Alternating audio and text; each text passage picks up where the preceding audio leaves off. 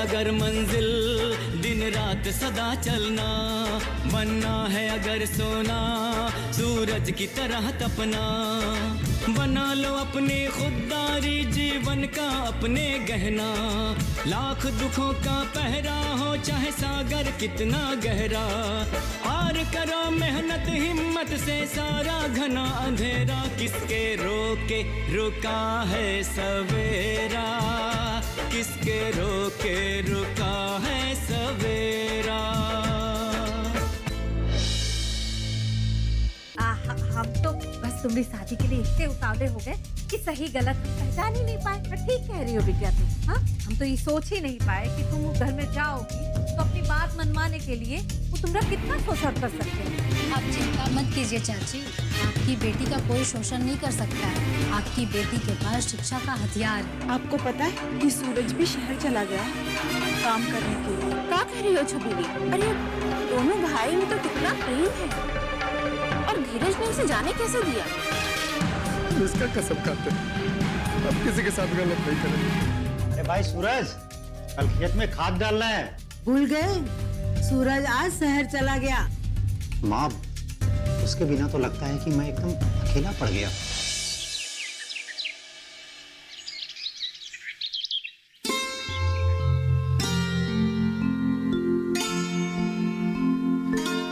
एक बार बढ़िया से बरखा हो जाए झमाझम, ट्यूबवेल से कितना पानी पटाएंगे।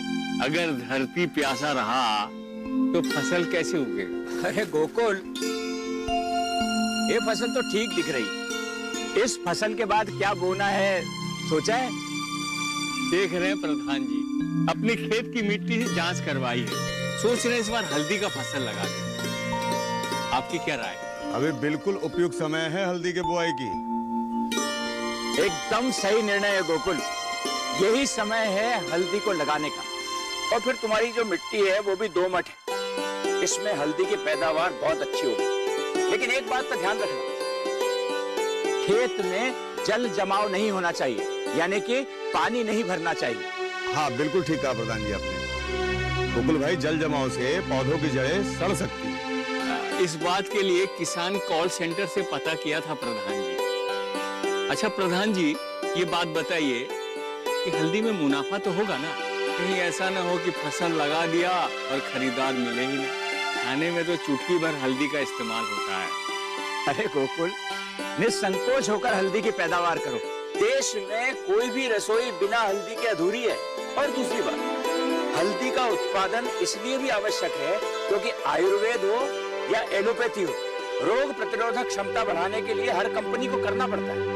और तो और सौंदर्य प्रसाधनों में भी हल्दी की मांग बहुत बढ़ गई है। इसका मतलब है प्रधान जी कि हल्दी के पैदावार से एक अच्छी खासी आय हो सकती है। हाँ बिल्कुल, और भारत सरकार की तरफ से किसानों को कृषि संबंधी बहुत सारी सुविधाएं पहले से उपलब्ध की जा रही हैं। प्रधान जी, सरकार की इस योजना के बारे में तो हम लोग को पता ही नहीं था।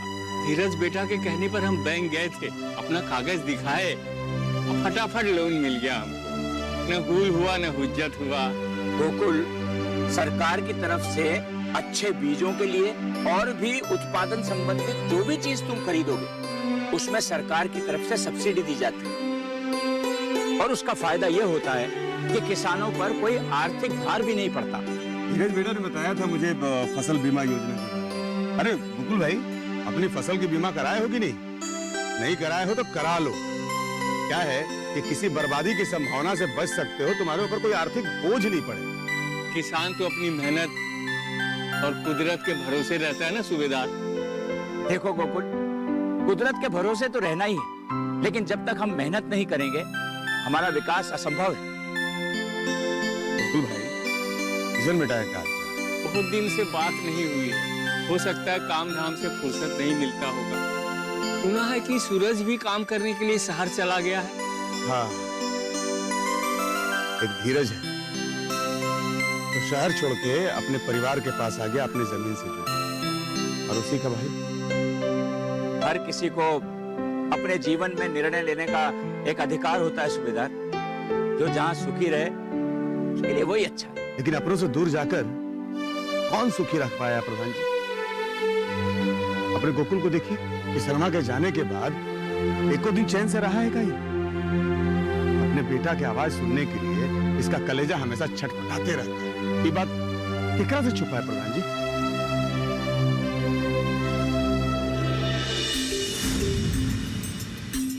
लिपस्टिक, टिकिया, बिंदिया, चूड़िया, सुहाग का सामान ले लो।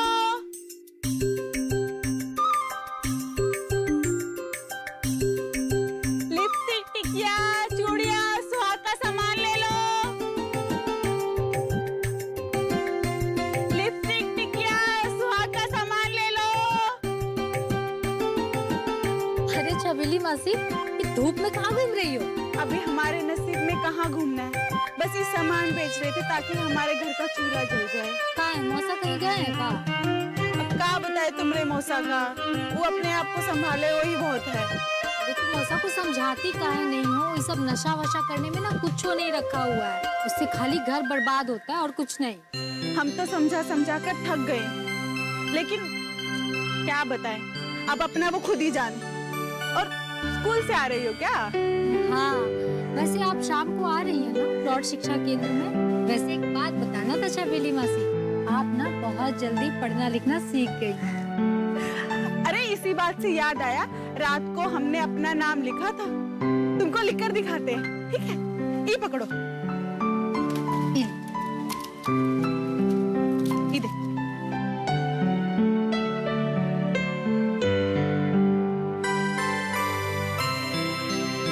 अरे वाह, कैसा लगा?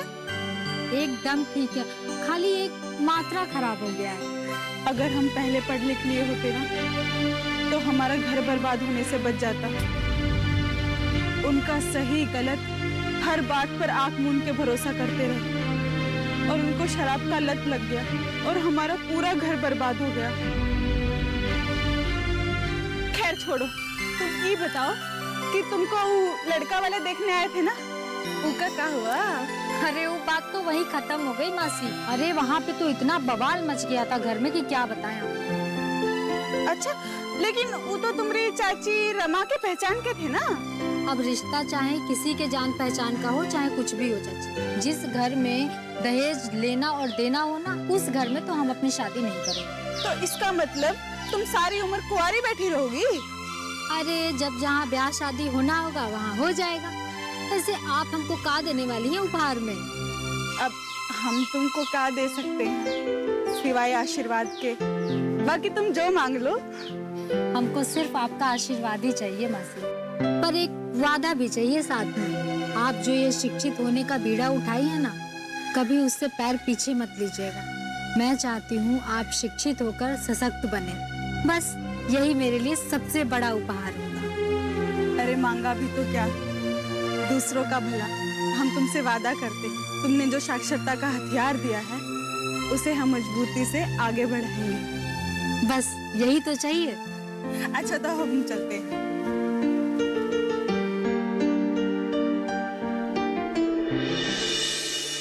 माँ, तो समझ में ही नहीं आ रहा है कि आप हमको खुश देखना चाहते हैं कि नहीं? अरे हम काहे नहीं चाहेंगे? अरे तुमरे खातिर ही तो इतना बड़ा बवंडर अपने सर पर लिए है, वरना हम उस नागिन से बात करने जाते, उसका प्यार रचाने जाते। अरे हम जोन कुछ भी कर रहे हैं सब तुमरे खातिर कर रहे हैं। मैं एक बात बताओ, काहे भगाती हो लड़के को? वो दान दहेज ही तो मांग रहा था ना, हमने सब पूरा जायदाद मांग रहा था। यही बात तो हम चाचा भतीजी को समझा रहे हैं, पर नहीं, उन दोनों के सर पर तो आदर्शवादी बनने का बहुत सवाल है। अरे अरे आजकल दोनों दान दहेज के बिना रिश्ता होता है का? आप तुम समझ नहीं रहे, बहुत डरा डरा के अपनी जिंदगी जी रहे हो। चक्रों के काम में भी रत्ती भर का फायदा नहीं हुआ मां। और सिर्फ गांव वाले निश्चय अधिकारी को लेकर के पहुंच जाते हैं सर्वे करने रोड पर, और हमको धमकाते हैं। हम दोनों शिकायत मिली ना, कंप्लेन कर देंगे। और ऊपर से एक प्रधान जी कित की आंख लिए हमरे ऊपर तो नजरें गड़ाए बैठे हैं। दुनिया की खातिर हो रहा है। अरे घर में छाती पर मूंग दल के बैठी और बाहर हमारे बेटे की जिंदगी में जहर घोलने से बाज नहीं आती। देखो अम्मा, बता देते हैं, हम 4 दिन तक ये सब झेल नहीं पाएंगे, क्योंकि मेरा काम धंधा सब चौपट हो गया। ऊपर से धीरज पूरे गांव वालों को इकट्ठा कर दिया। किसान जो है बाजार भाव से अपना सामान बेच रहे हैं, व्यापारी हमारा सुन नहीं रहे अम्मा।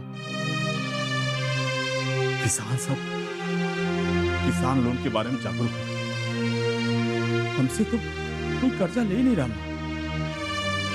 कि ब्याज का भी पैसा आया हमारे पास। खातिर तो हम उस नागिन को जल्द से जल्द ब्याह के इस घर से भगाना चाहते थे। कितना मान मनोहर करके तुम्हारे मामा के यहाँ एक रिश्ता ढूंढे थे, सरकारी नौकरी, खुश रहती।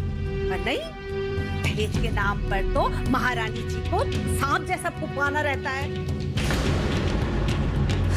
सारी इज्जत पानी में चली गई और लड़का हाथ से गया वो अलग। देखो अम्मा, रनिया बहुत चालाक है। देखो ना, चाचा चाचा करके बाबूजी के आगे पीछे कैसे घूमती है। उसकी नजर जो है ना, हमारे हिस्से की जायदाद पे भी है। देखो अम्मा, हम तुमको भी ये बात बता दे रहे हैं, बाबूजी तो पहले ही बोल चुके हैं। बच्चा का हक किसी को मारने नहीं देंगे। हिरनिया का ऐसी जगह ब्याह करेंगे कि उसको पानी भी नसीब नहीं होगा।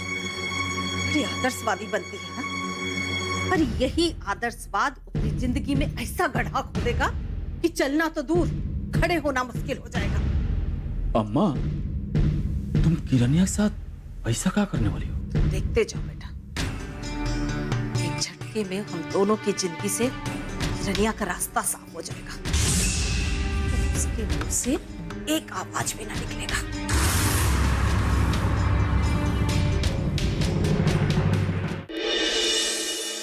घर गृहस्थी संभालने के साथ साथ इंसान अपनी पढ़ाई भी कर सकता है, और आप भी तो यही चाहती थी ना। वो कल की बात थी, बोल दिया था, लेकिन आज नया दिन। बस अब मुझे अपना घर गृहस्थी संभालना है, और मैं नहीं चाहती कि मेरी वजह से इस घर के संस्कार और मर्यादा पर कोई उंगली उठाए। किसके रोके रुका है सवेरा।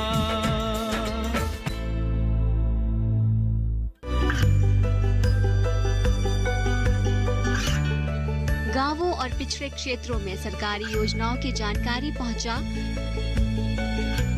देश में कौशल और क्षमता विकास कर ग्रामीणों को सामाजिक बदलाव और विकास से जोड़ने की दूरदर्शन किसान की पहल चौपाल चर्चा देखें सोमवार से शुक्रवार सुबह 9 बजे। किसके रोके रुका है सवेरा।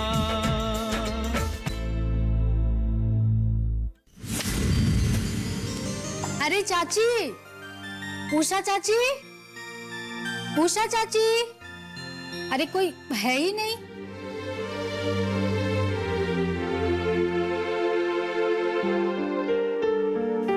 दीदी आप, माँ जी तो बाहर गई हैं, कुछ काम था उनसे? अरे मैं तो ऐसे ही हालचाल लेने चली आई थी, और आपसे मिलना भी था। और आप कैसी हैं ये बताइए? मैं तो बहुत अच्छी हूँ, आप अपना बताइए, आप कैसी हैं? अरे मैं एकदम ठीक हूँ जी। अब ये सब छोड़ो, आपको जो मैंने फॉर्म दिया था वो पढ़ाई आगे पूरी करने के लिए, वो फॉर्म आपने भरा कि नहीं?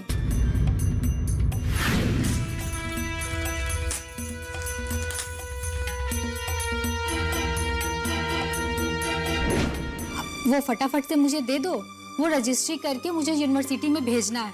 अब डाक में जाने में समय भी तो लगता है ना। छोड़िए ना दीदी, आगे पढ़ लिख कर अब क्या करूंगी, आखिर में तो घर गृहस्थी ही संभालना है। ये आप क्या कह रही हैं भौजी? ये आप कह रही हैं? आप ऐसा कैसे कह सकती हैं कि पढ़ लिख कर आगे क्या करेंगी? पर आप तो आगे पढ़ना चाहती थी भौजी, फिर ये अचानक से क्या हो गया आपको? आप चाहते थे ना कि मैं घर गृहस्थी संभालूं, तो मेरा धर्म है, उसको तो मैं संभाल ही लूंगी। लेकिन इस घर की बहू होने के नाते मेरा एक और धर्म है कि इस परिवार को जोड़ के रखना। आप दोनों भाइयों में बहुत प्रेम है, मैं वादा करती हूँ कि आप दोनों के बीच में कभी फूट नहीं पड़ने दूंगी। फिर इसके लिए मुझे चाहे कुछ भी क्यों ना करना पड़े, कोई भी परीक्षा क्यों ना देनी पड़े, कोई भी त्याग क्यों ना करना पड़े, मैं करूंगी। पढ़ना तो चाहती थी दीदी, लेकिन अब समझ में आ गया है कि ब्याह के बाद एक औरत का सबसे बड़ा धर्म होता है घर गृहस्थी को संभालना, और आगे भी तो मुझे पढ़ लिख कर यही सब करना है ना। पर भौजी, घर गृहस्थी संभालने के साथ साथ इंसान अपनी पढ़ाई भी कर सकता है, और आप भी तो यही चाहती थी ना। वो कल की बात थी, बोल दिया था, लेकिन आज नया दिन, बस अब मुझे अपना घर गृहस्थी संभालना है, और मैं नहीं चाहती कि मेरी वजह से इस घर के संस्कार और मर्यादा पर कोई उंगली उठाए। शिक्षा संस्कार देता है भौजी, हमें मर्यादित रहना सिखाता है, और आप तो जानती हैं कि शिक्षा के बिना इंसान का जीवन पशु समान हो जाता है। कहीं कोई और वजह तो नहीं है भौजी कि आप अपनी पढ़ाई आगे पूरी नहीं करना चाहती? नहीं दीदी, ऐसी कोई बात नहीं है, मैं सच बोल रही हूँ। सच तो आपकी आंखों में साफ साफ दिख रहा है भौजी। आप क्यों कर रही हैं अपने साथ ऐसा? हाँ, आप भी जानती हैं कि आप योग्य हैं। अगर आप पढ़ लिख कर कुछ बन जाती हैं तो आपकी तरफ बहुत सारी ऐसी औरतें हैं जो आपको उम्मीद की किरण से देखती हैं। दीदी, आपकी शादी नहीं हुई है ना, इसलिए आप ऐसा बोल रही हैं। ब्याह के बाद एक औरत को अपने घर और पूरे परिवार को लेकर सोचना पड़ता है। मैं नहीं जानती कि धीरज भैया मुझसे कितनी उम्मीद करते हैं कि मैं अपनी आगे पढ़ाई पूरी करके कुछ बन जाऊं, लेकिन मेरी वजह से बदले में उन्हें बहुत कुछ सुनना पड़ता है। तो आप धीरज की उम्मीद को ऐसे ही जाया जाने देंगे? भौजी, ऐसा मौका ना बहुत कम लोगों को मिलता है जो आपको मिला है। मैं जानती हूँ दीदी, पर एक बात बताइए ना, सिर्फ अपने एक छोटे से स्वार्थ के लिए इस घर परिवार में सुख शांति में कलह डाल दूं? शिक्षा से कलह नहीं, सुलह होता है भौजी। और ये जो आप जिसको शिक्षा को स्वार्थ बोल रही हैं ना, इसमें कई लोगों का ना भविष्य छुपा हुआ है। देखिए, मैं आपके फैसले में कोई दखल नहीं दूंगी भौजी, लेकिन बस आपको एक बात कहना चाहूंगी कि आप उन औरतों के बारे में जरूर सोचिएगा जो आपको बड़ी ही उम्मीद से देखती हैं। चलती हूँ, नमस्ते।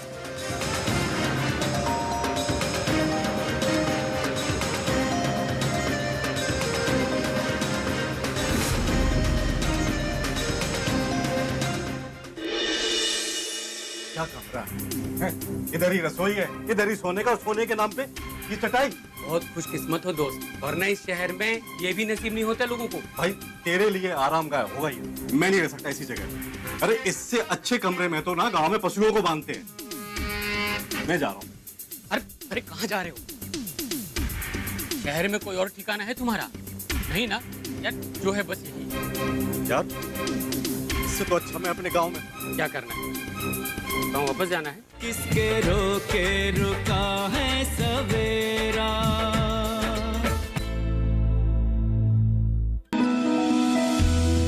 जानकारी जो किसानों के लिए हो लाभकारी, समस्याओं पर पड़ेगा समाधान भारी, कृषि की हर बात का ख्याल, कब कैसे की जाए बेहतर देखभाल। जानिए विशेषज्ञों के साथ, देखिए खेत खलिहान, सोमवार से शुक्रवार सुबह 7 बजे डीडी किसान पर। किसके रोके रुका है सवेरा।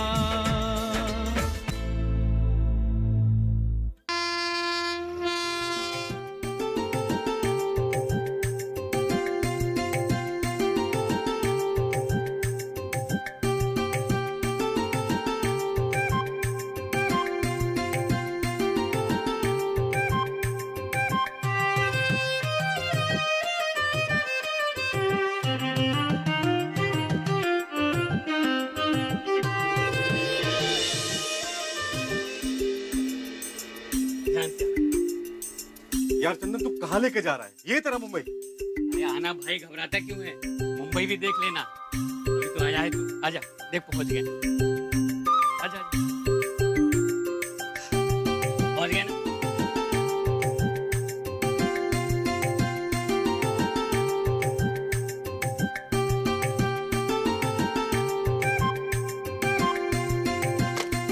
यहाँ रहता दोस्त ये है अपना आराम का। देख देख आजा।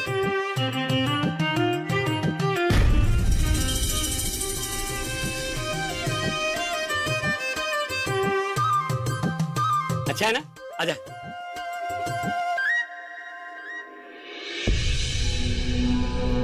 अरे बैठ ना, बैठ। अपना ही घर समझ, मस्त है ना? इसको तू मस्त बोलता है? इतना छोटा सा कमरा? छोटा कहाँ है भाई, तू आराम से पूरे कमरे में टहल सकता है, बस और क्या चाहिए? यार तू तो कहता था शहर में तेरे बड़े ठाट बाट है, बड़ी मस्ती से तेरी जिंदगी कटती है, ऐसे कटती तेरी जिंदगी? यार सूरज, अच्छी सी जिंदगी गुजारने के लिए और क्या चाहिए? ये देख, सोने के लिए बिस्तर है और ये रसोई। यहाँ तू चाहे जो चाहे बना के खा सकता है। बस यार सूरज, नहाने के लिए और शौचालय जाने के लिए तुमको बाहर जाना पड़ेगा, बस। बाहर जाना? क्या कमरा है? इधर ही रसोई है, इधर ही सोने का, और सोने के नाम पे ये चटाई। बहुत खुशकिस्मत हो दोस्त, वरना इस शहर में ये भी नसीब नहीं होता लोगों को। देख चंदन भाई, तेरे लिए आराम का होगा ही, मैं नहीं रह सकता इसी जगह। अरे इससे अच्छे कमरे में तो ना गांव में पशुओं को बांधते हैं। मैं जा रहा हूँ। अरे सूरज, अरे कहाँ जा रहे हो? शहर में कोई और ठिकाना है तुम्हारा? नहीं ना? यार जो है बस यही। यार इससे तो अच्छा मैं अपने गांव में था। तो क्या करना है? गांव वापस जाना है? ठीक, जाओ। लेकिन जरा सोचो सूरज, इसी शहर में रहने के लिए तुम्हें कितना संघर्ष करना पड़ा है। तुम बड़ा आदमी बनने आए थे ना, गांव वाले के सामने तो तुम सीना चौड़ा करके यहाँ पर आ गए हो, लेकिन जब वापस जाओगे तो कौन सा मुंह लेकर जाओगे? क्या सोचेंगे तुम्हारे बारे में? लेकिन बेटा, कुछ बन करके ही गांव में आना, ऐसे कि तुम गांव वाले को जानते हो ना। अगर कुछ नहीं बने तो समझ सकते हो, कुछ भी कह देंगे। और सबसे बड़ी बात है, तुम्हारे धीरज भैया की बड़ी बेइज्जती होगी। जा रहे हैं चाचा तो करके ही वापस आएंगे, और देखना जब मैं गांव वापस आऊंगा ना, तो अपने गांव के सारे लोग ना सीना चौड़ा करके बोलेंगे कि देखो। अपना नहीं तो कम से कम अपने भैया का तो ख्याल करो। गांव में लोग कितनी इज्जत करते हैं उनकी। सूरज, तुम अपनी माँ और भैया से वादा करके आए हो कि यहाँ से कुछ न कुछ बनकर जाओगे तुम। और हर माँ की तरह हम उम्मीद करते हैं हमरे बेटे से कि उसकी तरक्की हो, नाम कमाए।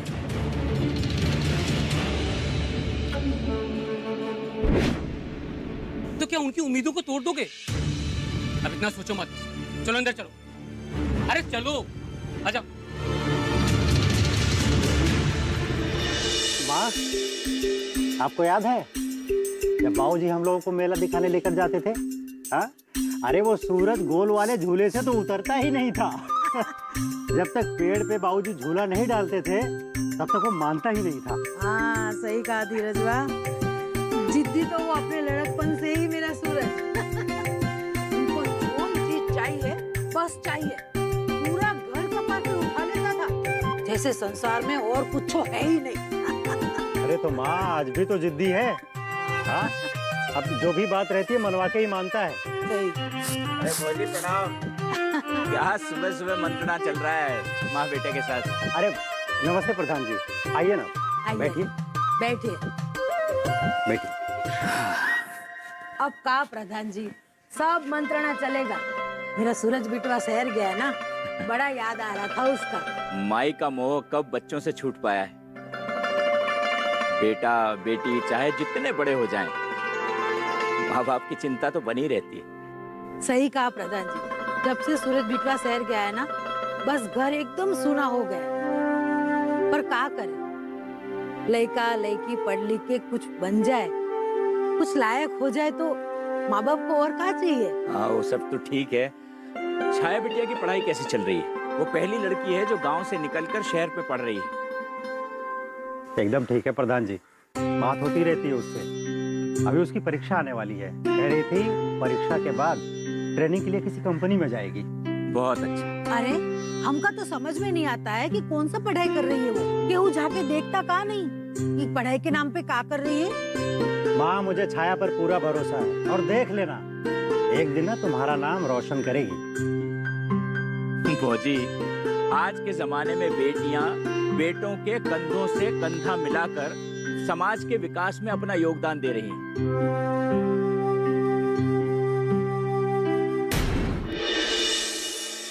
क्या है चंदनी, इसको खाना कहते हैं? खाना और कैसा होता है भाई? रोटी है, सब्जी है। ये सूखी रोटी, ये सब्जी।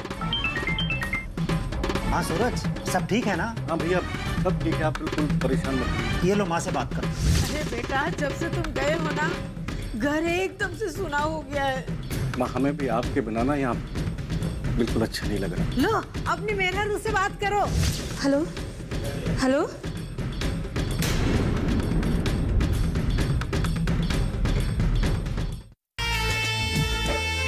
पाना है अगर मंजिल दिन रात सदा चलना, बनना है अगर सोना सूरज की तरह तपना, बना लो अपने खुददारी जीवन का अपने गहना, लाख दुखों का पहरा हो चाहे सागर कितना गहरा, किसके रोके रुका है सवेरा।